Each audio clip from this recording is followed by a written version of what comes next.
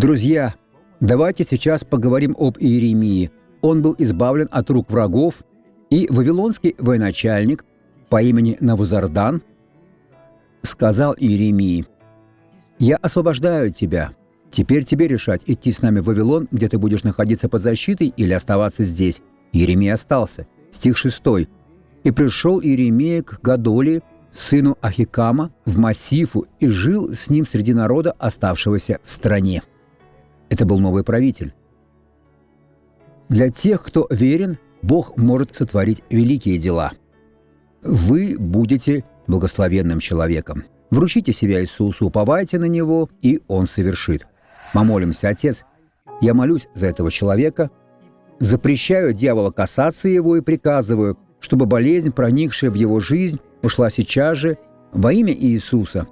А вы скажите: слава Богу, я верю.